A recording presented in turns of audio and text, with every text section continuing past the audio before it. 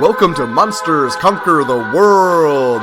This is a podcast where we yak about monster stuff. A lot of times that means kaiju movies, but this time we're getting a little more spooky. We're digging up La Llorona and her big starring role, 2019's The Curse of La Llorona. I'm psyched about this episode because we've got a super special guest, our good friend Richard, who actually grew up with stories of La Llorona. Ralph interviews Richard about that, and then I was able to join the discussion a little later, and you might notice some differences in audio quality because of our schedules. This episode is a couple different segments sort of stitched together. Like a spooky Frankenstein, the monster. But before La Llorona gives us oversized lollipops and propeller beanies to try and trick heaven into believing we're her kids, we gotta give a blood-curdling, wailing shout-out to our patrons, who are famously a bunch of goddamn sexual tyrannosauruses.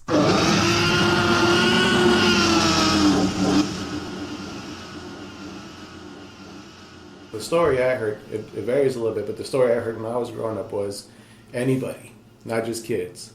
Oh. So if she catches you out at night, usually near a river or in a lake. With us, it was a river just because my grandma, her house was near a river. Yeah. And obviously they didn't want the kids out by the river at night. So they would tell you that she would walk the river, and you would know her because she was wearing a long, flowing white dress, and she would seem to float instead of walk. Yeah. And you would hear her closer when she was further away, and when she was closer to you, she would sound far away. So you wouldn't hear her at all if she was right next to you? Well, yeah, or you would hear her in the distance if she was right next to you. And at that point, it was make like Scooby-Doo and like run as fast as you can. And so that was the story. And the story was like, so it was very generic. It was, she had a couple of kids. She ends up drowning them. And either she felt so guilty that she drowned herself. Okay. Or the story that we were told was that she looked, while she was alive, she looked through all the rivers looking for her kids and eventually died looking for them. And then got to heaven, and heaven wouldn't let her in until she found her kids, so she was basically stuck in purgatory. And so if she saw anybody, she would drag them into the river and drown them.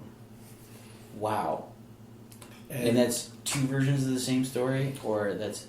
The one I heard was that one that she just kind of kept looking for her kids and eventually died looking for them and was denied entry into heaven. Then, she's basically stuck on earth looking for her kids.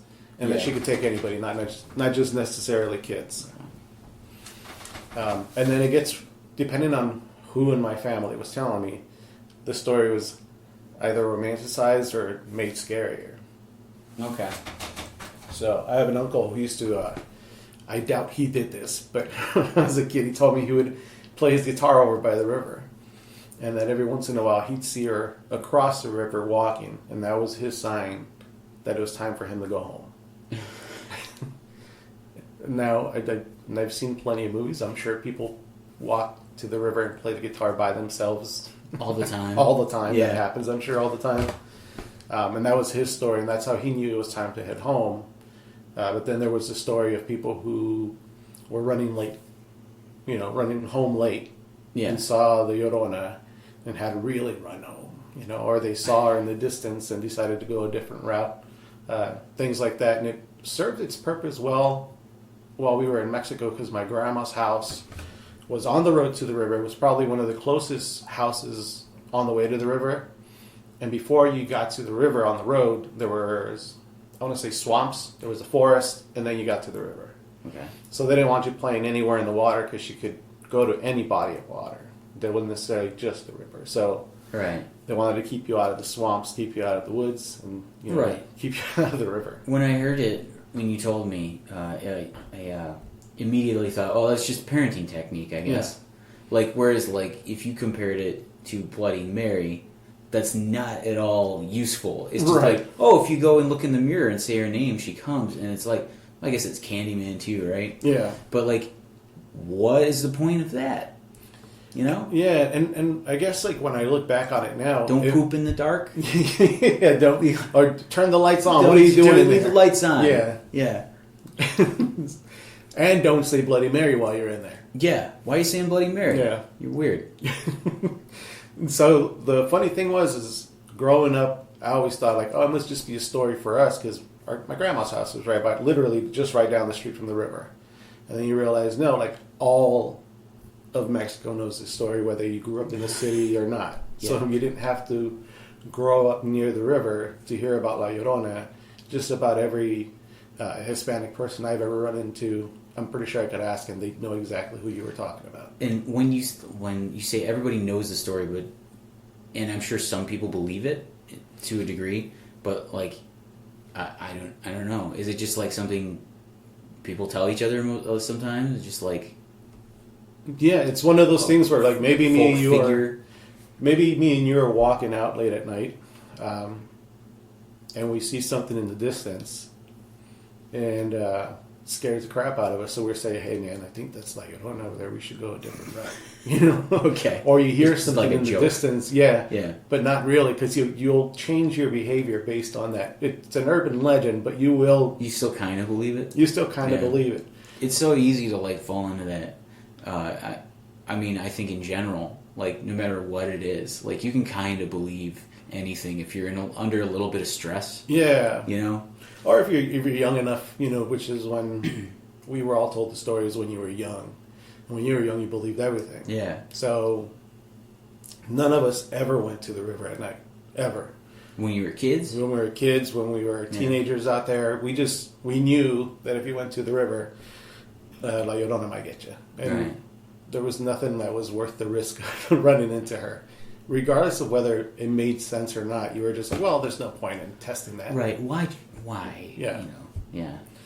And so, so it's funny. Then you don't think about it. Like, being like a kid from the States, like where we grew up, there was a river, but it was the you LA don't think river. of it as La Llorona. No, it's definitely not like it's only when you're visiting in Mexico. Yeah. You're like, oh, okay. And you're not scared of her stateside. At least I wasn't. You know, and it was something that you kind of look forward to when you would go to Mexico, was all the spooky stories and things that would go on over there, because it almost felt like it only happened there. That's why I asked about maybe there's do people, I don't know, maybe people believe in it more, or maybe people just talk about it more, like where it's like sort of a collective belief rather than like a personal belief.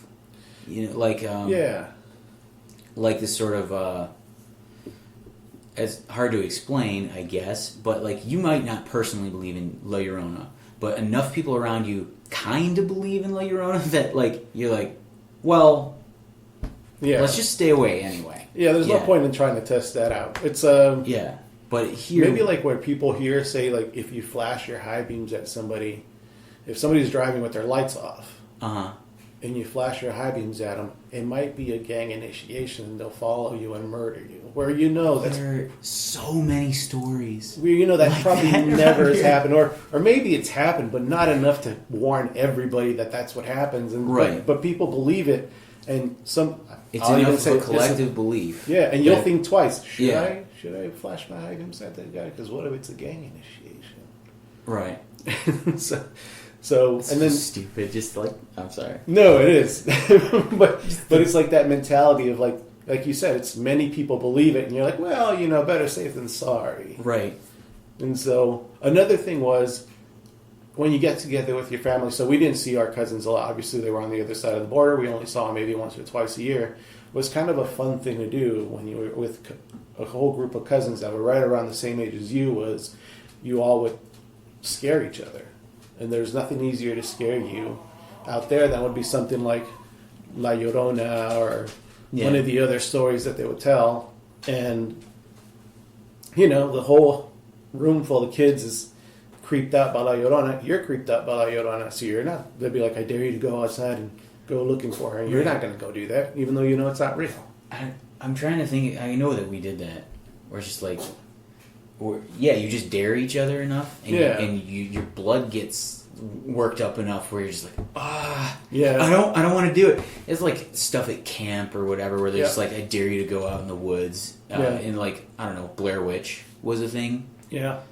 At the time that I would have been doing that stuff. And it's like, of course I don't believe in the Blair fucking Witch. And we live in Michigan. Yeah. But there are 3 kids around me going, go out, go, I dare you, I dare you. Yeah. I dare you. And I'm like, I don't want to. Yeah. I'm not going to do that.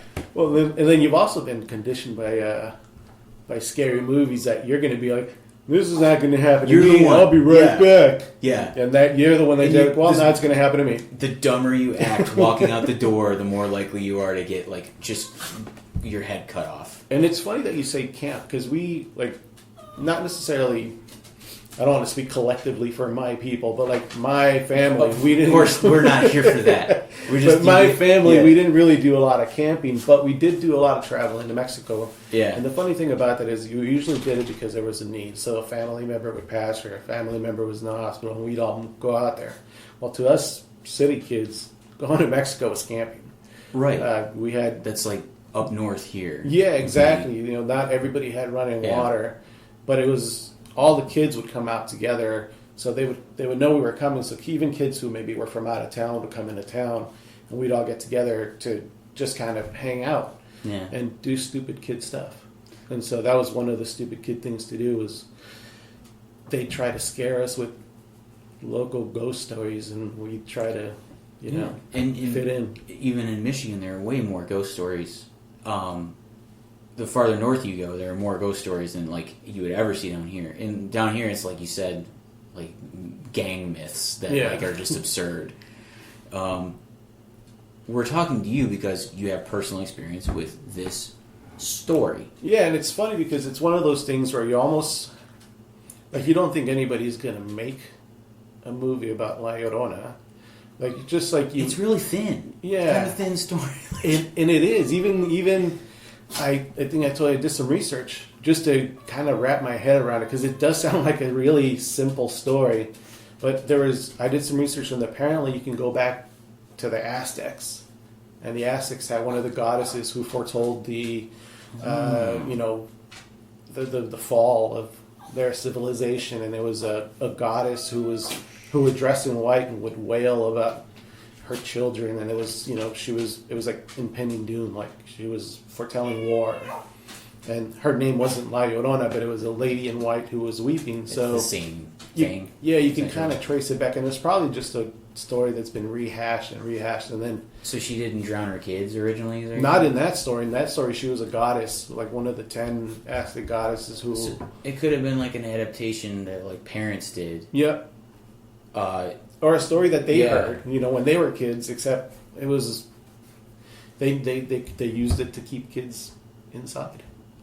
Right, and I guess that makes sense because of the name being so minimal, like the weeping woman. Like it's just like I don't know, an old school like legendary kind of name. Well, the funny thing is like once you start getting into some of like the Mexican urban myths and like ghost stories, they get a little ridiculous. There's La Llorona, who's the weeping woman, who drowned her children and now is coming to look for you because she's looking for more children. Yeah.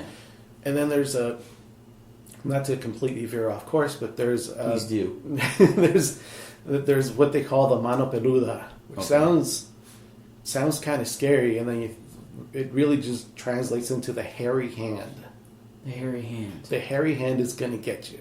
What does the hairy hand do? From what I understand, there's zero backstory other than it's a scary hairy hand that's going to get you. It's just a hairy hand. Yep. It'll not attached to a body. Not attached to a body. It might come out from the side of your bed to grab your legs as they dangle off the bed.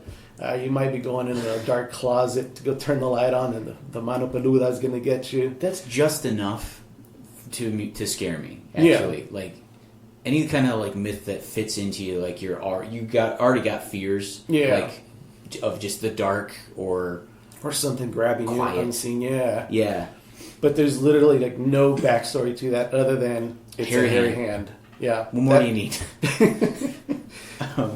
And so even the ghost stories that they would tell you didn't really have a lot of depth to them. So it just like you said, it was like a collective thing. There was just enough of us thinking about it that we thought it was creepy. And maybe there was a story. Yeah. But it was long enough ago. Like you said, if Llorona was the Aztecs, we'll never know what that actually was. So if, maybe the hairy hand goes back even farther. Like the first person with a hairy hand ever. Yeah. And it's just been passed down through Although it'd be humanity. scarier if there's the first person without hair on their hand would probably be scarier then because everybody probably had hair on their hands. Yes, the pink. The pink hand. And that's the thing, like, I'm an adult, but if I was in my room and about to flip the lights on and a hairy hand reached out to grab me, I'd probably shit my pants. Like, there shouldn't be a hairy hand in the closet. No, that shouldn't be. No, that doesn't belong there. Some people, yes. Yeah. Very few, though. Well, other than my own. Yeah. There shouldn't be another hairy hand other than my own. Right. But, yeah, just simple things like, but, you know, as a kid. Just have to remind myself to throw away my hand collection when I get home. Well, just the hairy ones. Yeah. Yeah. What were you going to say? But yeah, I thought it was really interesting that there was actually, that it went back that far, that there was actually like a story that kind of matched at least the description and the fact that she wailed, you know, back in the Aztec days or Aztec stories. I was like, wow. And here I thought it was just a silly story that somebody told us to keep us from going outside at night. But yeah, so we would go visit and they would tell us the La Llorona story. You would keep her in mind whenever you were outside, and there's plenty. It really technically didn't really keep you from going outside at night. It just kept you from going to scary places at night. Yeah, it's like, well, like I said earlier, it's just enough. Yeah. Where, like, you're not going to do anything too stupid. And I don't know, there's a lot of value in that. Yeah. There's a lot of, like, it's kind of weird when I think about, like, kind of manipulative. Yeah, that's exactly. Yeah. Well, even if it was just like because we grew up, and I'm sure everybody does, like, we all teased each other. And so that was, like, our pastime in Mexico at night, was you were all indoors. Yeah. So it was like, well, let's try to scare each other. Yeah. And creep each other out. And someone would plant the La Llorona bug in your ear. And then you probably wouldn't talk about it for the rest of the night. But then one of my older cousins would get up to use the restroom in the middle of the night. And on the way back, he thought it'd be a great idea to go find a sheet or something. Oh, Next thing you know, you're sleeping and you hear somebody in the hallway, crying for her kids. "Ay, mis hijos," and you're like, "Holy shit!" For a second, you piss yourself because it just like your brain doesn't separate. It takes a second for you to really process what might be real and what isn't. And I think I told you the other day when we were watching it. So we watched the movie, and I went, and all the lights were out in the house, and I went upstairs. My dog Bella was upstairs with me. I went in the restroom, and she immediately came downstairs. So I was upstairs by myself, staring at the shower curtain that was closed, and I could have sworn I heard water dripping. Yeah, and I knew the Llorona wasn't back there, but I looked. You had to check, but I looked. That's like scary movies. Sort of just are that stand-in now for like campfire tales and like there's been a couple movies as an adult 35-year-old where like I checked behind the shower too. I the other night I was tempted. I can't remember what I watched even, but I don't know. I'm excited for Matt to get here and we can talk about the movie more because I had a lot of feelings about the actual movie and the portrayal of her. And one of the things that I thought about, like, when we were talking about personal experiences with La Llorona was, why wasn't I scared back home in the States? It just didn't make sense that she would be walking the streets of LA, you know, wailing for her kids. Because there's far scarier things on the streets of LA than La Llorona. And so you would just... It never dawned on you. You never thought about her when you were stateside. Maybe she hadn't gotten her passport yet. I don't know what the deal was, but, you know, she stayed on that side of the border, and you would only think about her when you went into Mexico. We couldn't, like, me, my sister, and my brother used to scare the crap out of each other all the time. Never did we think we were in the house about La Llorona, because we thought, well, that's dumb. Why would she be here? And not only that, when you went to Mexico to visit all your family, everybody, not just La Llorona, but all the other different stories, everybody had a fantastic, scary story. about something built up that they like thought about when they're not around. Yeah, and then almost like they were waiting for you to come just to tell you the story about Can't it. wait till next year. Yeah. And you would think about things like that, and so you would go, and as a kid, you'd be like, oh, I can't wait to, because it's just like a campfire, just like you said, I can't wait till we tell scary stories. Yeah.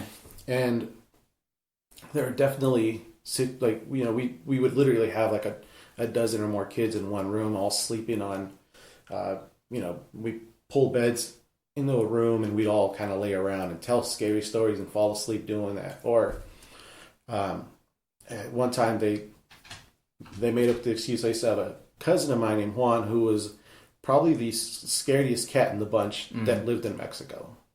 And I was probably the scariest cat in the bunch that lived in the States.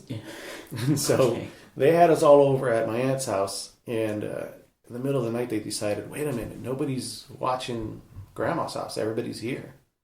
So we need somebody to go watch Grandma's house. So they nominated the two scaredy cats to go to Grandma's house. They give us the keys. Uh-huh. They say, go to Grandma's house. You guys spend the night there, but just make sure nobody's messing with the animals or anything like that. Yeah, you two guys seem like you could handle this. Yeah. You guys are a responsible duo. You wouldn't run screaming if you heard a mouse. So it wasn't just the fact that we were going to stay at my grandma's house alone. It was we had to walk there at night. And it's the town that my mom came from isn't a big town. But there's not a lot. It's not like stateside where there's streetlights everywhere.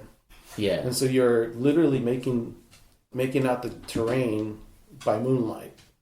And so you see things move and you hear things. And so the whole time me and my cousin are going to my grandma's house and we're thinking, just get there the quickest way possible. Yeah. If you hear a noise, you didn't hear it. You just keep moving. So that's how we went all the way to my grandma's house, got to my grandma's house, checked on the animals, locked all the doors, slept in the same room. And we're like, all right, let's go to sleep and get this night over with. And I'd say we're probably asleep within 5 or 10 minutes. And we start hearing noises in the backyard. You know, you start hearing knocking and it almost feels like people are moving around back there. And you're thinking, it's the animals. It's just the animals back there. And then you start hearing the doorknobs turn. And you're thinking, God, my imagination fucking really does a great job. Because it sounds like there's people outside of the door. And all of a sudden, all the doors start banging around. The windows are banging around. You realize the whole family had followed you the whole way over just to fuck with you when you got there. Because they knew you were going to shit your pants the minute that they did. And part of that is like, well, which one is it? Is it La Llorona? Is it the fucking hairy hand? Like, you don't know which one it is, but it's out there. Oh, there's so many options. Yeah, there's so many options. Yeah, and there's so many weird stories, and it's not just like scary stories. My aunt told me a story that she once was walking out in the field somewhere, and she saw a flaming pig. A flaming pig. And so she started walking towards it, and by the time she got there, it disappeared. But she had dug where she thought she saw the flaming pig and found some gold. Okay. So where'd the gold go? It came, I don't know where it came from, but it was in the ground. It was a stash of gold coins. Okay. So somebody had buried it there, but the flaming pig was the sign that she should go dig in there. So did she spend the gold? That's what I'm saying. Oh yeah. It was. Oh, it's gone. Yeah, it's gone. Yeah. I found it. It's just gone. Yeah. Yeah. And then it was like, oh, well, wait a minute. Yeah, like I remember when we were out in the fields, we would see a flame or something. You'd go see what it was, and you wouldn't find it.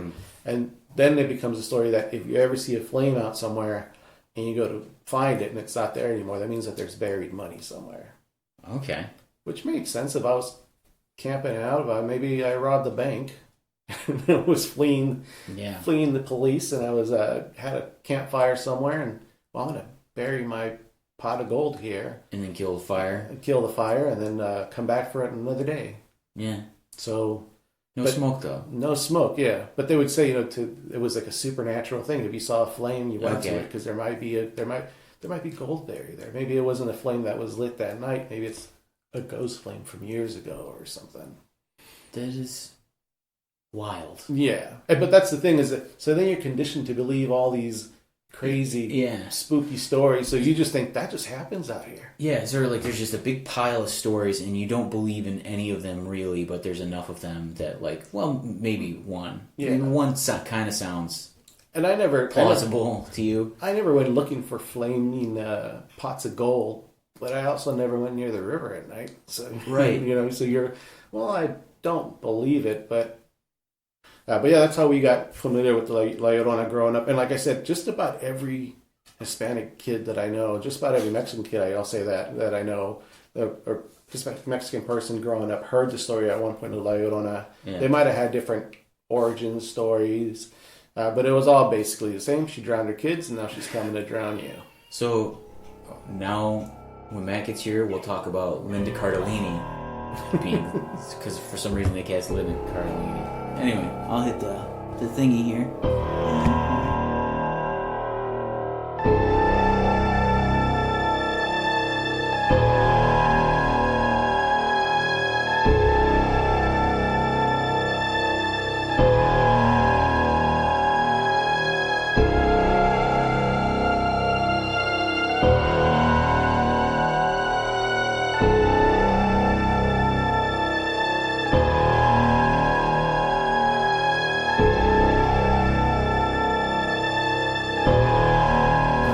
I'm gonna wait for you to get back to lay out this great. Well, I got this great goof.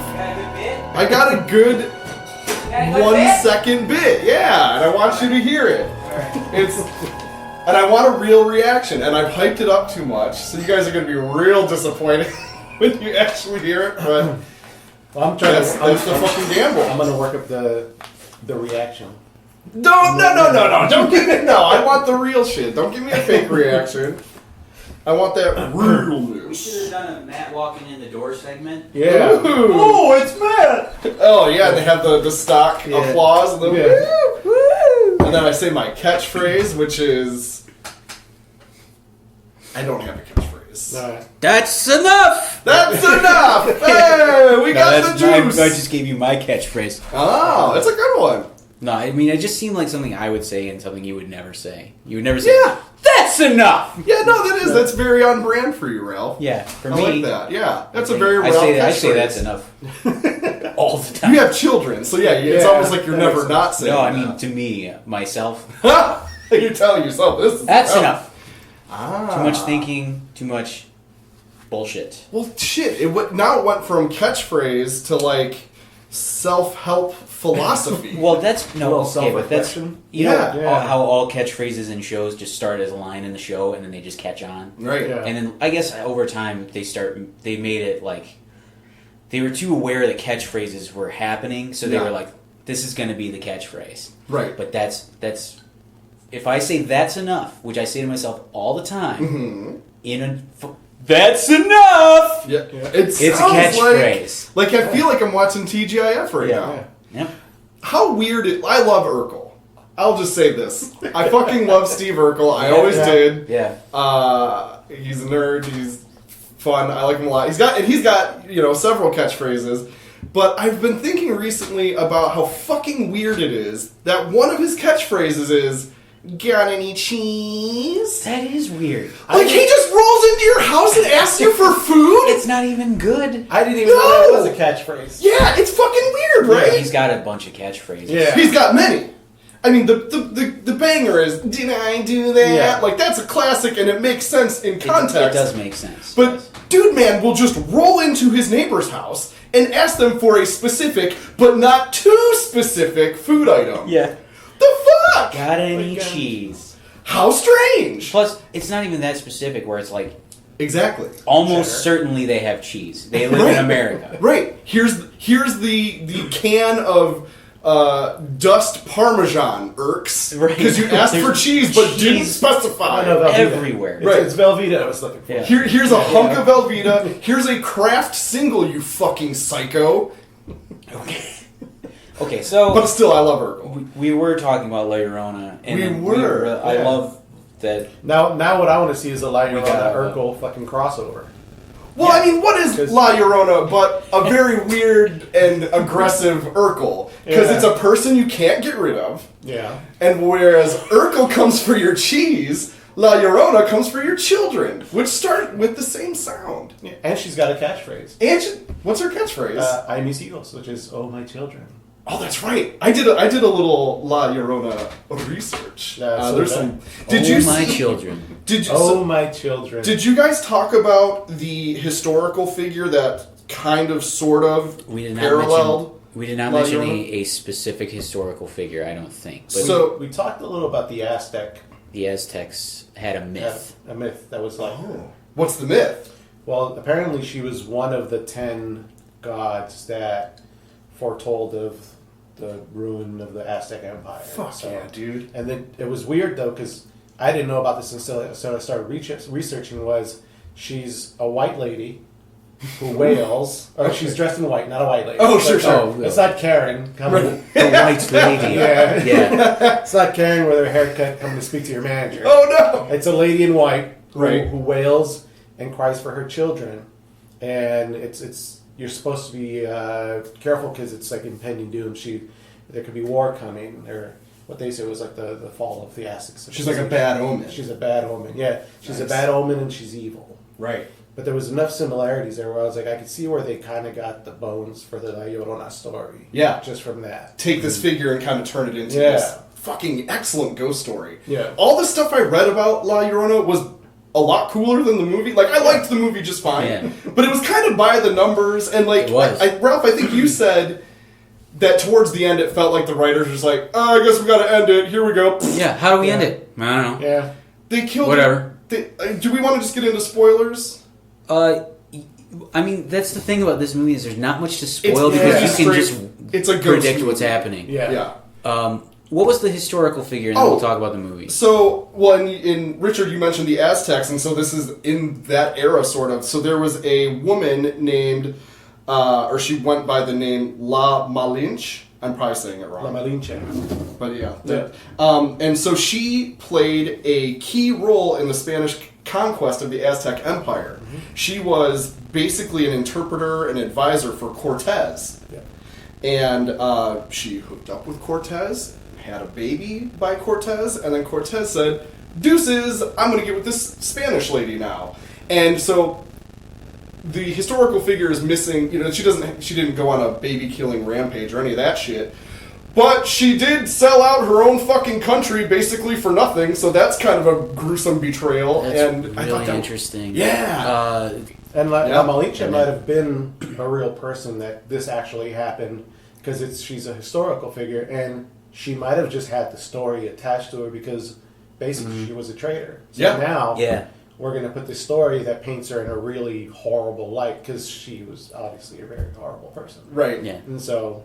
Yeah, she conquered. So she she's conquered now her a own pariah. people. You know, now all of Mexico remembers her as a traitor and as this ghost who drowns children. Yeah, right. You know, Kind of.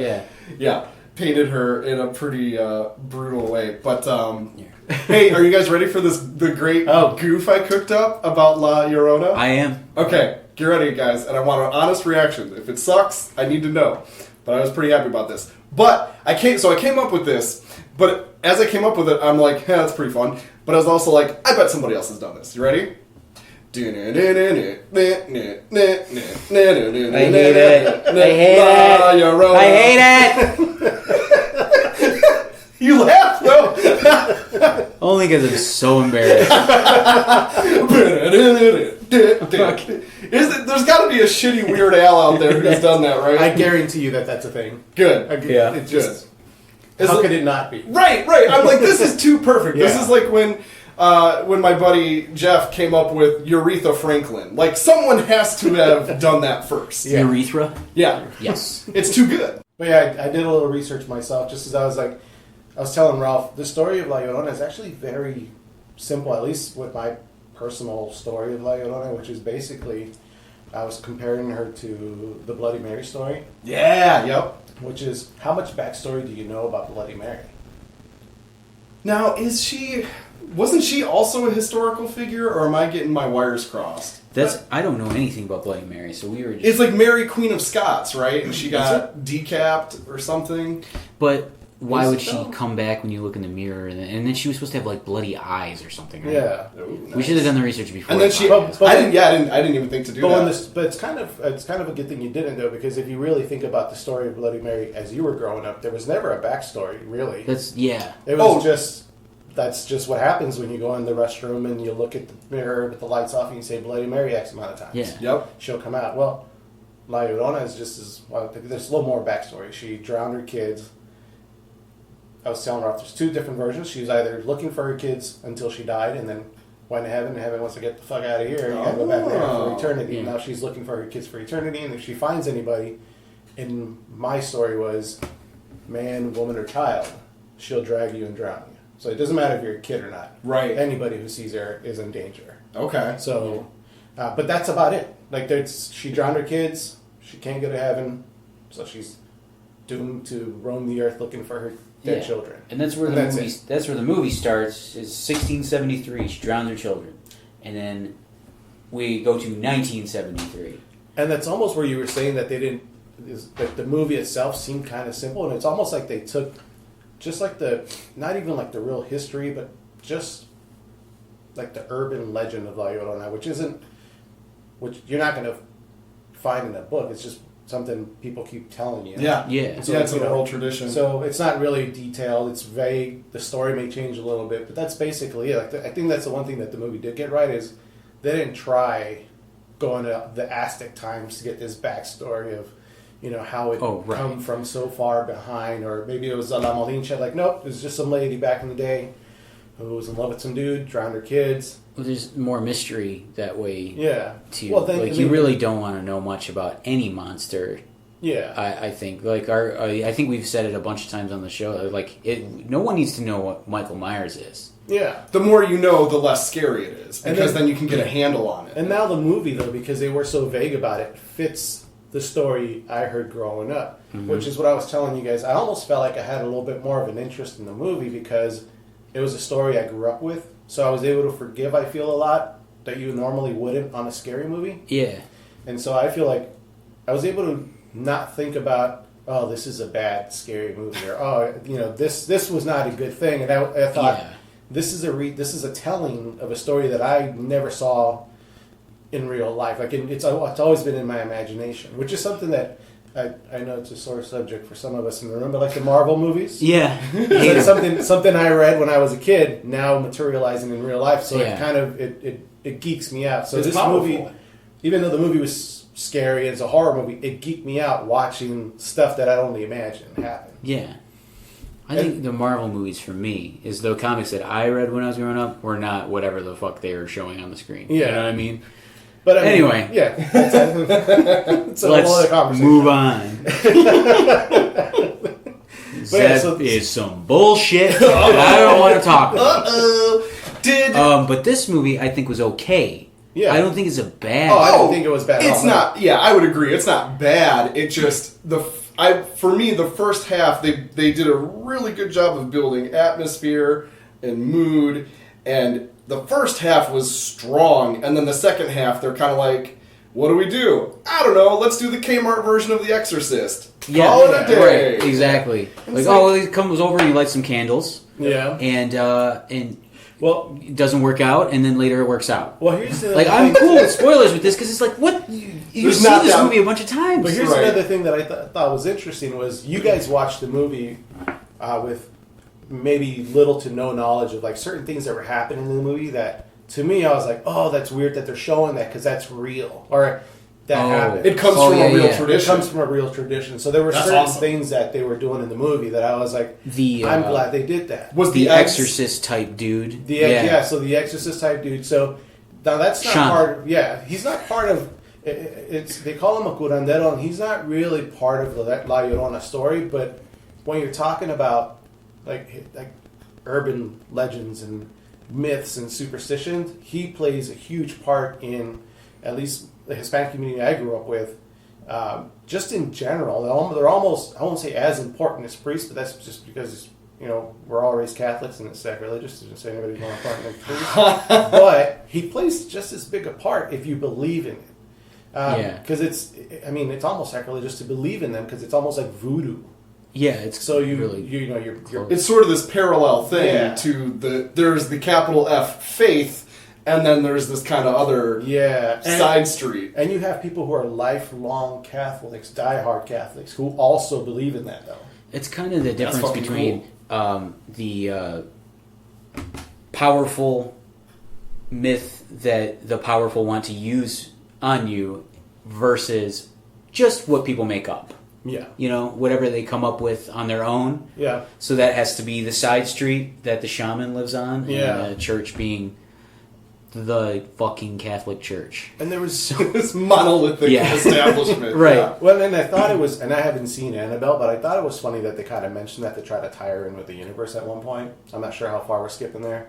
Well, Skip around. there was also 'cause there was the doll, and then I didn't realize this watching it, but I read up on it a little bit. The priest that directs them to the shaman is also, he showed up in one of the Conjuring movies too. Yeah, so it's all part of the Conjuring universe. Yes. Okay, that's interesting. Yeah. But yeah, it was funny because I think you're right. The first half hooked me. I was in. It's strong. Yeah. It started off really well. She looks really good. Yeah. The monster, I guess she's a monster. Yeah. Yeah. Right? But every time she was doing anything, and it looked amazing to me, I was actually scared. Yeah, there was. I think it's all part of our fight or flight response. Yeah. For the most part, I was like, run, Get the fuck out of there. out of there, run. Yeah. They were like, you have to obviously suspend your belief a little bit, like when the kids are walking around after they've been split up with the mom, and they're just kind of like, hey, we know the Llorona's after us, but let's just walk around this empty fucking hallway, Right. with nobody. I was like, get the fuck out of there, Right. Like you spent how long fully terrified of this person? Well, now that's an interesting point because you guys are talking about the kids that get separated from their mom at the beginning, right, and get put in foster care, Right. Linda Cardellini being a social worker who went to someone's house, and it clearly looked like child abuse because she had them locked up, but you find out that she was sheltering them from La Llorona. So what happens is the kids get separated from their mom. The mother is super fucking pissed. The kids end up dying while in care. And then the mom, whose children died, basically puts the curse of La Llorona onto Linda Cardellini and says, well, I hope she takes your kids and gives mine back. I want to do a baby swap. Yeah, baby swap. I just wanted that out in the open so that everyone knows where we are, because that is all of the plot. That's pretty much it. Yeah. And then spooky shit happens. And the funny thing is, in that span of I don't know how many minutes that was, I lost track of time watching it, but there's certain things that kind of caught my eye. So when they go into the lady's apartment, and on the closet door, she's got all the eyes painted on the door. Yeah. That's obviously to ward off evil spirits, and so she's got them locked in there, so she can't physically take them. So La Llorona has to physically take you, however that may be. And there are many rules of what she could and couldn't do throughout the movies, but that's one of them. She can't get past the locked door. Okay. Right? And so I thought that was interesting because the eye is a big symbol, not just in Hispanic culture, but in other cultures All as over, well. yeah. And then there's the process that once she takes the kids, that the lady prays to La Llorona to take her kids away. And a lot of we were talking about the curandero, the shaman, a lot of that sort of voodoo stuff that they do, there's people who will put a hex on you by going to somebody like him. So he's not just a good guy, he could be a bad guy. He's kind of a free agent. Yeah. He could swing whichever way. Maybe you like this lady who's married, and her husband's speed bump, and you want him out of the way. You go to the shaman and you tell him, hey, I love this lady, but she's got a husband. I know that she says she prayed and prayed Yeah. in the movie, the lady who got her kids taken away. Prayed for La Llorona to go. It kind of would have been cooler if she went to the shaman. Yeah. And the shaman put the curse of La Llorona onto this woman, Oh, and he's then had to playing get both rid of her. sides. That would actually be really fucking That's cool. something a smarter movie would have done. Yeah. It's not a dumb movie, No, but no, it's middle of the road. It's exactly. It would have made it more interesting other than I just prayed to her and she came. Right. Because it's... it's very quick. And it looks like, I don't know. It's too simple. It's like this one woman had, took revenge Whereas it could have been muddied a bit and more interesting. And then it would have made the dynamic between the shaman and La Llorona a little more interesting. Especially when he's like uses them as bait. Yeah. Because he's obviously showing that he has more interest.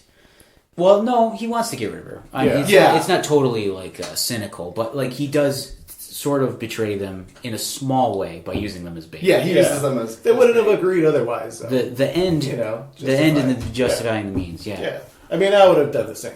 Yeah, I mean, who wouldn't give up a kid or two? Just, But I was gonna say, one thing that was interesting to me is that in the movie, a lot of La Llorona's powers seem maybe not ill-defined, but like some are obvious, like the burning touch, like they're very clear, like this is a thing that she does.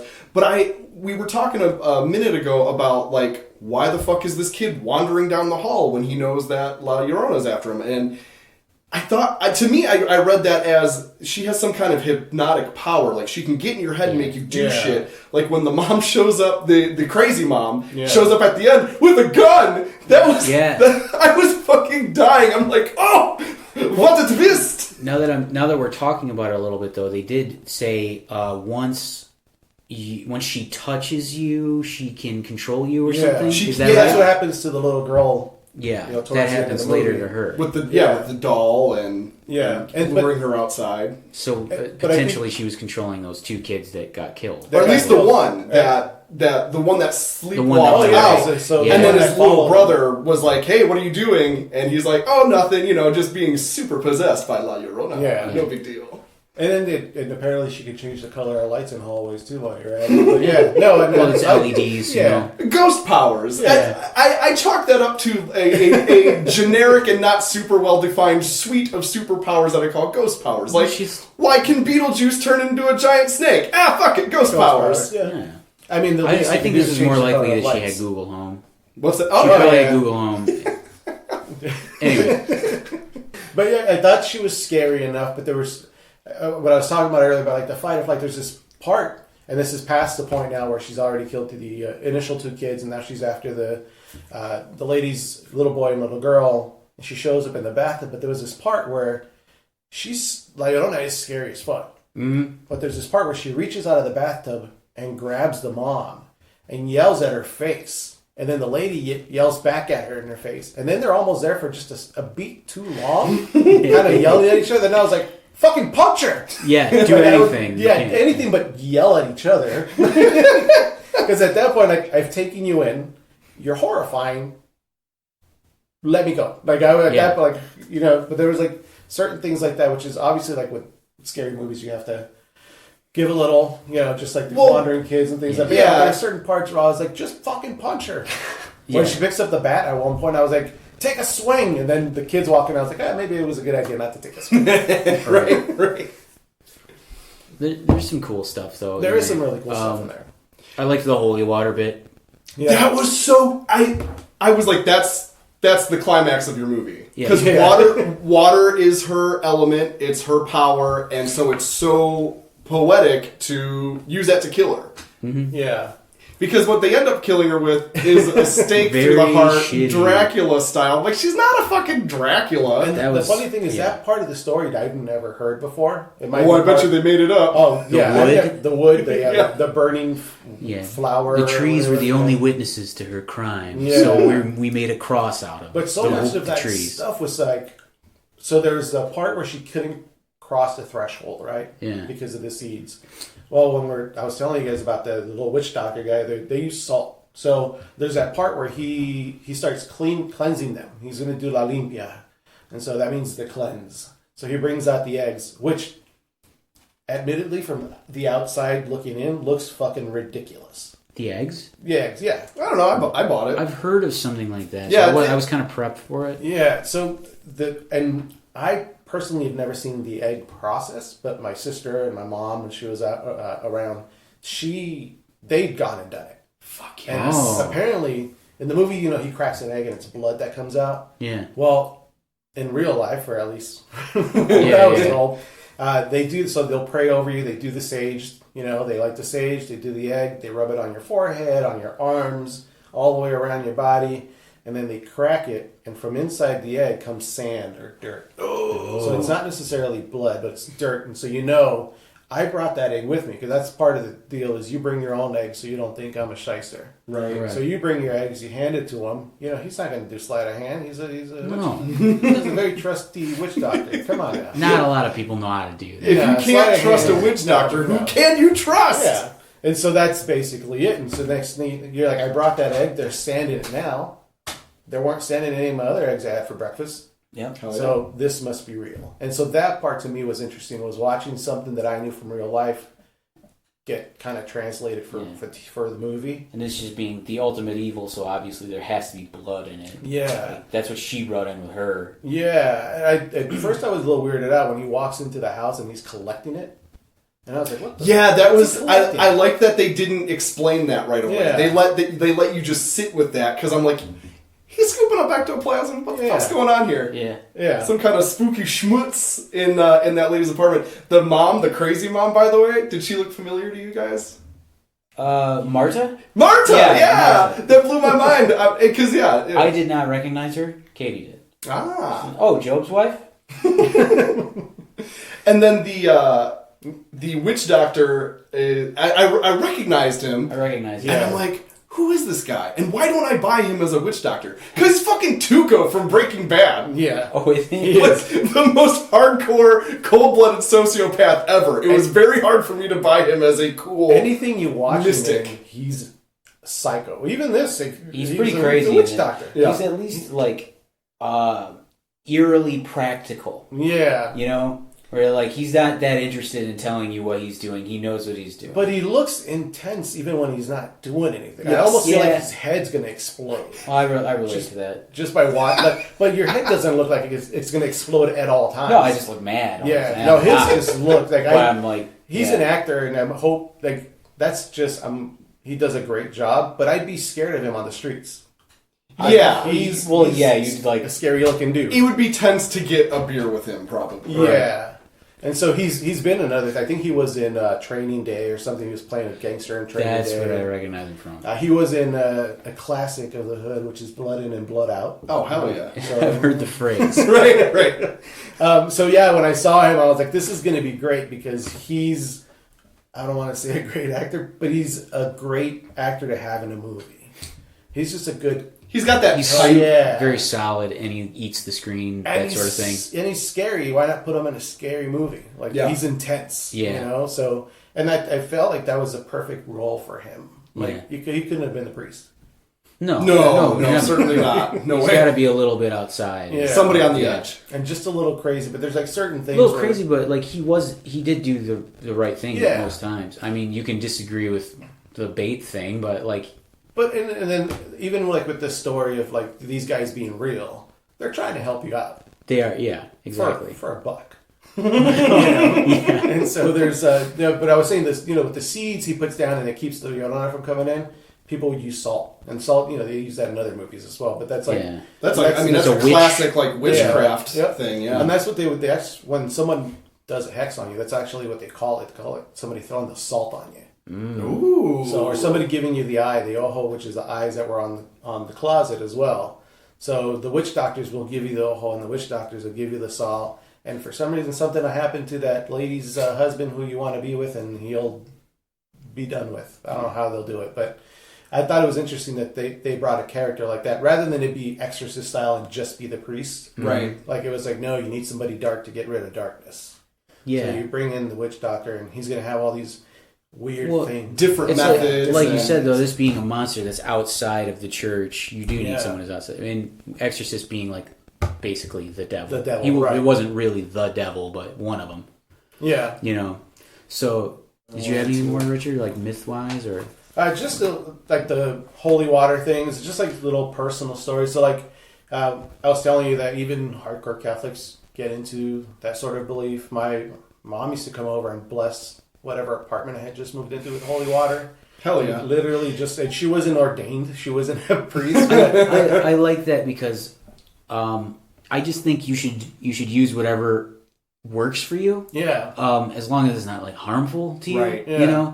And I like the idea of like little tokens or things like that. Yeah. It's just like, oh, my lucky coin or whatever. And the funny thing is, it wouldn't even make me feel good about it, but it would make her feel good about it. So and that makes you feel good about it. Yeah. Well, like, I blessed my son's apartment, so yeah. And now she feels comfortable with me living there. Yeah. Because she came in and she blessed it. Wouldn't make me feel any more or less comfortable, but if she felt good, I felt good. Exactly. Yep. So I love that transitive property. They even touch on that in the movie briefly when Linda Cardellini goes to Father Perez and they're doing the sage outside the church. Which, by the way, sage looks like a huge Cheech and Chong joint, and I always chuckle to myself every time. You know when it's like the big thing. Oh yeah. And it's always got the right effect. The smoke always looks like someone's smoking pot. It lingers in the air a little longer than regular smoke.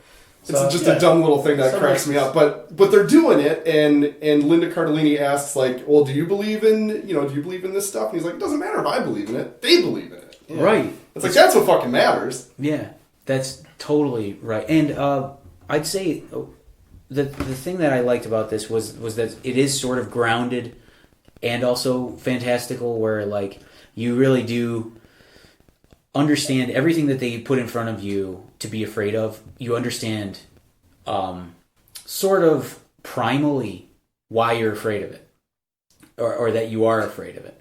Or, like, you understand, like, I related to the kids the whole time. Yes. And I related to the parent the whole time. Where, like, it does a really good job of, like, she doesn't do anything stupid, you know? Right. The kids don't do anything unkid-like. Everybody's pretty reasonable. Yeah. You know, for the most part. There was this... Chelsea briefly watched it with me because she was in that other room because she doesn't enjoy scary movies. But there was a scene where... they find out Llorona's coming after them. They've got the shaman in the apartment. He's got the wind chime that apparently announces that she's coming. And they're having a conversation. He's making her breakfast for dinner. Mm-hmm. And love it. Yeah. And then breakfast for dinner is one of the best meals of all time. And then the wind chimes and he's like, get the kids. And my immediate thought was, why the fuck are the kids not already there with you? Yeah, why? Keep the kids near you, asshole. Tie those motherfuckers to you. Yeah, there were a couple times where I was like, okay, really though? Like, the daughter, when she's reaching for her doll, it's like, why are you fucking right next to her? It's the 70s. You had free range kids then, helicopter parents. Simpler time. Yeah. No helmets, drinking from the water hose, getting stolen by a Mexican ghost woman. Right. Yeah. Breaking lines of ancient wood and allowing the ghosts to enter the home. Just classic childhood stuff. Yeah. Yeah. What were you saying, Matt? Oh, just I think you nailed it, because this movie, I don't know if I slammed it, but it's just kind of just is what it is, but it does nail those two different flavors of terror, of being the kid seeing something they're not supposed to see, especially in the prologue. I fucking love the prologue. If that was the whole movie, was that 2-minute thing, I'd be like, perfect horror movie. That especially fucked. That's when I messaged you and I said, this is pretty messed up. Yeah. And that's when I messaged you guys too. I'm like, oh shit, like this feels like when you're a kid and you see parents or adults doing something fucked up that you weren't supposed to see. Yep. And then the flip being, of course, the classic fear of being the parent who can't save their kids. Like, yeah. Those are two powerful strains of horror. The helpless and the protector, and neither of them have any power to do anything. Both fucked. Yeah. Yeah. Well, and then I felt like that was probably the strongest point in the movie, was at the very beginning where he walks up and his mom's drowning his brother. It is very... And that's probably the scariest part of it. Even though the Llorona is pretty scary, like that part is fucking insane, because it's not even a monster. It's your mom. That's just a person drowning the your person brother. you trust the most. Yeah. Yep. And you get the feeling like that must have been like it's not like a sizzle reel, but like a preview. Or sure. Like, this is what they showed to people to get them amped to watch this movie.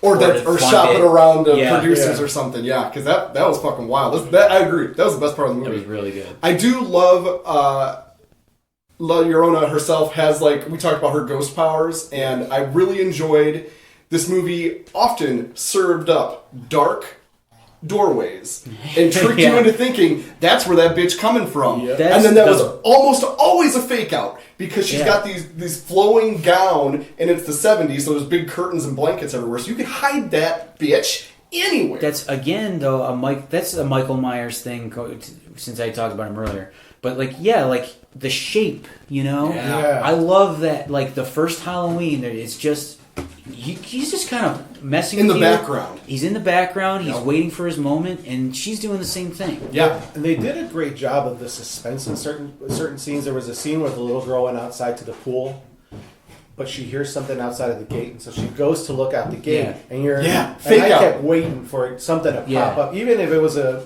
cat or something. Cheap pop, something. And so when it doesn't happen, I was like, all right, now I'm scared. Yeah, Where's hell she yeah. coming from? I have to give this movie credit. The fake outs are great. The fake outs are excellent, and just their pacing for jump scares and stuff was there are very few jump scares, but the ones that are they never do the cheap cat one. Yeah. Which I like that. I kind of come around on jump scares. Like I'm a little bit of a jump scare apologist, but I was talking about this when I was watching it when Katie and I watched the end of it. There are tons of jump scares in this movie, but they're not. What's the word? Gratuitous. Yeah. They're not dumb like extra jump scares. They're actually good. They never feel unearned. They are totally earned. Yeah. Yes. And it's never a cheap jump scare where someone turns a corner and pop, there's something there. They build up to the jump scare. Yeah, it's not like their daughter was around the corner And, like, ugh! and the suspense is scary enough. There's a scene where they're surrounded by the candles and she's coming down the stairs. And that scene is scary because you can kind of see her in the shadows. Yep. And then they look, and even you look and say, is she not there anymore? I think. And then you see the drip, and you're like, holy crap. Right. She's above them. The best, for me, my personal favorite, was the umbrella. Yes! Yeah. Thank you. I made notes of my favorite gags, and Umbrella was absolutely one of them. Holy shit, that was good. Perfect gag. The fake out at the crime scene when the little boy, Chris, gets loose from the car and starts fucking around. She's at the end of an alley and there's like a fence and she charges the fence and then she disappears. Yep. And then she pops out a side hatch. I'm like, oh shit! Here come La Llorona! She got tricks! Like how you said it just Oh yeah, no, I got too psyched up thinking about it. The other one. You're too busy looking at her right hand. What's this over here? Yeah. She's like a good magician. Like she got all these tricks. Or like clever girl. Yeah. Oh yes, very much a ghost velociraptor. I thought for sure the gag with the umbrella, where she brings the umbrella and sees her, pulls it back up. I was like, she's gonna bring it back down. And I'm thinking, if I was that kid, I'd be like, nope, I'm gonna shut this fucker down, and that's all I'm gonna see. I'm gonna throw this umbrella in the garbage. This umbrella is closed and gone. Never to be used that's how again. I beat her. Yep. Yeah. No umbrellas. Yeah, they do like the reverse. I don't know if there's a term for it, but like the anti-jump scare, which is where we, the audience, see the monster fucking there, and the characters don't notice, and that's a classic Michael Myers Another move. Halloween, yeah. And La Llorona does that. She's pretty good at that. One of my favorites was towards the end when they hide under the kitchen table, and the tablecloth is just pulling up behind them, and they don't notice it because they're looking the other way. I love an anti-jump scare. It's I don't know what to call it, but it is some sort of weird build. Like like if you feel it. It's just dramatic. You want to yell at them. Yeah. Because a jump scare, what would you consider a jump scare? Would it be something like the cat, or something that at an unexpected time pops? Unexpected makes you jump. Yeah. So surprises the audience. So these are almost like you're saying. It's almost an anti-jump scare because they're showing you. It's building the suspense to the jump scare for the character, but not for you. Right. And you're just like, turn the fuck around. Please. Like, what are you doing? Please. You know? I think a lot of jump scares in movies, like I was saying earlier, like, oh, it's just someone they know and they went around a corner a little too quick. And I think that is the dopiest bullshit that you can put in a movie. Where it's like, I understand why a person might be frightened for a moment in real life if they turned a corner, but like, I don't need to see it in a movie because like, when that's all done, you're just like, oh, come on, all right, whatever. I And know. you just move on with your life. It doesn't linger. I think you're allowed. I think every horror movie is allowed one of those dumb ones in the first act. I mean, that's my. As I was Yeah, watching yeah. this, I was thinking like, no, they could have did one in the first act. You were like wanting one, weren't you? Yeah. You just like as a. It's like a rite of passage or preparatory. Yeah. Well, not only scare. that, we're never Yeah. gonna run into. We're never gonna run into a monster in a dark hallway. Knock on wood. Right. But you are gonna get startled by your cat. Yeah. So it almost it makes the connection where you're just like, holy shit! Oh, that would have been me. I guess Yeah. it makes the character look. It makes the character themselves look a little too paranoid. Whereas when it's an actual earned jump scare, it's like, okay, well, there is something to be afraid of. Right. Yeah. And that's what it is for me. I'm like, well, I don't fucking care if they went around a corner and like ran into Got someone that they didn't surprised expect. by their neighbor. Yeah, like But we were talking about this earlier. The collective mind. You know. Yeah. Like, so we're in the house. maybe that's it. Right? Yeah, we're in a house. We've been hearing weird shit. I'm gonna get up, go do something, but now my senses are fucking heightened. Yeah. And the cat is gonna scare the shit out of me. But how heightened are they going to be Oh. if Tim the Toolman Taylor goes to talk to Wilson and he's not there, and then he's like, Wilson, and then Wilson just pops up. He says, hello, neighbor. Ralph, you're describing what sounds like the coolest episode of Home Improvement ever. We should pitch the Home Improvement reboot. With But look, Wilson as La like- Llorona. Tim Allen's, yeah. Tim Allen's not allowed to get paid for it, and I have to write it. No, this Wilson's in the long gown with the monster face. And I picture this as like punishment for Tim Allen, actually. I see. Like, this is for all the harm that you've done. So it's almost as if maybe Tim Allen has died and you are his personal Satan crafting this elephant. Yeah, now I'm Satan in this whole thing. Oh, wait a minute. Is that, That Tim fits. Allen then? Yeah. Purgatory? He's in I Purgatory now. like how that robe fits. The collar looks great. Yeah. There was obviously with all the movies you're gonna have a couple of troublesome scenes. Mostly because I'm an adult looking at things happen on screen where I'm like, don't do that. Like run the other way. Like, you know, there's just like certain. There's at the end where the Llorona decides that she's gonna rearrange the attic. Mm-hmm. Just and then Ghost reveal powers. herself. Yeah, but then not just like reveal herself in a scary manner, but like a very dramatic. Like she starts moving. First of all, there was way too many fucking pieces of furniture in that attic. Yeah, there were. It's the 70s. People had more stuff. Yeah, and then it was a very dramatic reveal. What I was just like, that was just a touch too dramatic for me. Well, it was a dramatic reveal, but they were trying to build to the end. Yeah. Which was totally just not. At that point, they were probably just fucking Cool. spitballing shit too, though. Yeah, It was that's like what- when they're- What else can she Yeah, do what else- before we wrap it up? I Rearrange texted furniture. you. I texted you when she stabbed Llorona in the chest, Yeah. and I went, okay. What was Like, that? yeah, it was like, who came up with it? I guarantee you it took a second. They were like, maybe they didn't have an ending. So They're, you know, I think I have to imagine the Well, they dope built ass it with pool the- thing had to be their original ending, and they're like, "Oh shit, we It's a got half 20 hour minutes to- of movie yeah, left." you know what I loved about it's once you get there, you're like, they stab her in the chest, she fucking dies. You're like, that's how they're gonna do it, and then the fucking shaman goes, ta-da.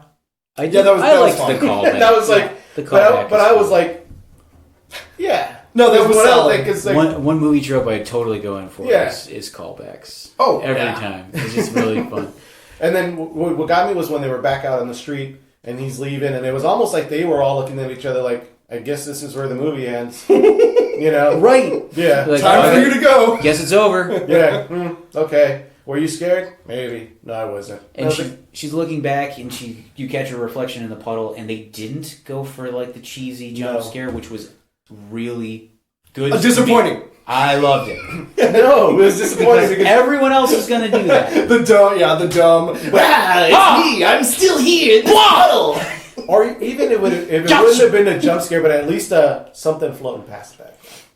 You know what I mean? Something to make yeah. you think, Yeah, oh, maybe. the story kind of continues. That's why it feels like they left it off at nothing.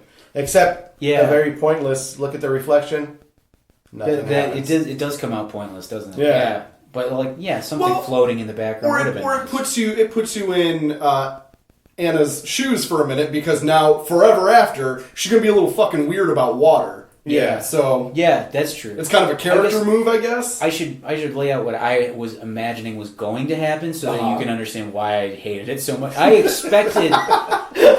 expected her face to change. Sure. To become like it's in her now. Oh, of course. That's why I was like, that would be stupid. So maybe you had a totally different thing, or maybe you had the exact same thing. No, I had a very stupid thing, but I wanted it to happen. I wanted her to shoot out of the puddle and grab Mom or some shit. That would be better than what I was thinking. But I was thinking what you were thinking was because it wasn't like they lingered on her face, and I was like, "What's going to happen?" Mm-hmm. And then when nothing happened, I was just like, "No, something stupid could have been better than nothing." Yeah. And like, see? I was just because nothing just kind of left you like you were leaning forward, and then you just kind of fell over. Like, what happened? Yeah, that was it. And then the credits come up, and you're just like, we're not. That's where the story ends. It feels anticlimactic. Yeah, very. And I think you're right. I think the pool scene was so good. Cool. Yeah, it's clever and it ties all her shit together and and he almost it's or you invoke the ghost, her kid ghosts in some capacity. Yeah, I don't know how, but. Because we were talking about, it feels like the movie's a little thin in the back half. Yeah. Bring in her actual ghost kids somehow. Maybe they possess Anna's kids. Something. It just feels like, or maybe they drag her. They get her. They're the ones who get that. her. The witch doctor summons them, and they grab Mom and drag her to hell. That would have been fucking tight. I think this keeps it the way that they ended it as. Not dramatic as it is, it does keep it sort of close to reality. More grounded. Yeah. And there's value in that, absolutely. And they tied it to realistic movies like Annabelle. Yeah. So you want them to keep it real. Right. I'm being sarcastic. Right. I waited a beat because I was like, I think he's joking, but I want to make sure. Well, but that's part of why the original... The rest of the movie, though, is like fairly... That's what I liked about it, is that it is mostly fears that like you could write off if we weren't witnessing an actual monster, You're the only parent in the room at the moment, so I'm going to ask you. What? If you were a caseworker, a social worker, and they called you and said, hey, we found the 2 drowned kids that you're looking after in the river at fucking 2 in the morning or whatever time it was. Do you call a sitter, or do you drag your kids to an obviously shitty neighborhood and then leave them a fucking half a mile up a hill? That was bananas. I think because I was. I bought into the ghost woman more than I bought that. Yeah, you're not. Yeah, you're. That was nuts. I'm not even gonna do. I'm glad CPS got called on her. Okay, because come on. I am hesitating to say this, but if I were the social worker and I were with my kids and I were the only one watching them, and they called me and they said the kids are dead in the river, I'm gonna say. Okay, I'll be there in the morning. Let the cops handle it. Yeah, like not that I'm not a cop. Not that I don't care. It's severely upsetting, but they're dead, and I cannot do anything. I cannot undead them. So, like, I'm not gonna, like you said, I'm not gonna drag my kids to some random neighborhood and like leave them in the car somewhere. Yeah, but it does move the plot forward. I guess. Yeah. Well, and we were talking earlier about Patricia, the crazy mom, how she's like, well, I prayed to Llorona to do a baby swap, and you guys were kind of saying like, well, that's kind of a stretch that like she answers prayers and this and that, and I almost think it's maybe simpler than that. She was still kind of on the scene of the crime, kind of in the vicinity of the kids. She just drowned them, and hey, here's some tasty new kids, like right in my zone. Boom. Yeah, and the kid, and he ran into her. Yeah. So just some tantalizing kid. How what scary ghost lady could resist? That's as if Jason was walking away from the camp, and then just happened to notice, hey, look at that. A frat house. Yeah. Yeah, of course he's going to be like, wow. Well, why not? My work is never done. Shing. I mean, I know I clocked out, but one more before I go. Right. Yeah. Exactly. So we are at the end. So what did you guys think of the movie? Would you recommend that anyone watches it? Is that what we say? Because we've juiced it. I have. Yeah, we juiced it. We squeezed the juice out of this bad boy. So... in a major way. Richard, would you recommend it? Yeah, I have actually recommended it already. To who? To Tim. Oh, So our buddy Tim, and then to one of the guys at work who was asking. There's been Oh, a yeah, couple you people should. who I've told about the movie. They're like, "Have you watched it yet? Have you watched it?" Now that I've watched it, I'm like, "Yeah, I did. Watch it. It's creepy." Yeah. yeah, it is Yeah. cool to watch one time. Yeah, I would and it's- I would recommend that someone watches it one time. I'd probably, Yeah. if family lived closer, I'd wrangle up my brother and my sister and have them watch it, just Oh, because yeah. I know what it would mean. Right. Yeah. But I liked it. I thought it was creepy. It was creepy enough to drive Chelsea out of the room. So, Which, that feels like a strong review. yeah. It spooked her out. I love the first half. I think I'm in the same boat as you guys. I think it's worth seeing once. And in the second half, it gets a little paint by numbers. But since it's pulling from such a unique cultural tradition, I think it's fucking worth it.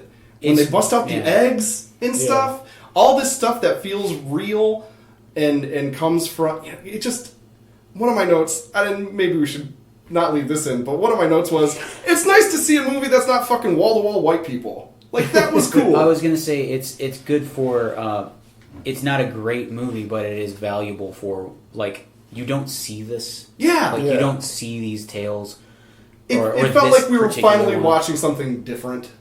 Right, And I really appreciate I like that. that we are living in this time when that will happen. Yeah. This was not quite as good as some of the other like more inclusive horror movies that have been coming out. Right. Yeah. Because those had a lot more weight. Yeah, it's not exactly like Get Out, but Right. And it's they also fucking solid. made sure to cast a white lady in the lead role. Yeah. That was a bit of an eye roller, but But if you, Well, if yeah. you want to keep things real, though, I think it kind of helped. sure. Yeah. Just because she wasn't too... the lady whose kids originally got taken away, she wasn't helping her because she was a white lady. Yeah. So it was easy to pray the Llorona on her. She wasn't helping me. Ah, yeah. Yes. It's kind of easy. She She doesn't understand. She's not from. She's my an culture. outsider. Yeah. So And Yeah. her being an outsider Well- also makes her sort of an audience surrogate Yeah. for those of us who aren't familiar with this. So there's a reason for the movie to explain all this shit to her and by extension us, the audience. And, Good and call. she's totally ignorant of the traditions, myth, just and- like we are. yeah. Um, She's Nia. because we didn't grow up with it. And I thought that's kind of like the really cool appeal of the movie was you watch it and you're getting something new. yeah. Yeah. You're like something that you're not familiar with. You're learning about. And now I'm watching it, and now I'm watching something familiar that not everybody else kind of knows about. Yeah. So it's kind of cool for me to see what's the way that they're letting it play out. Yeah. And there's so many.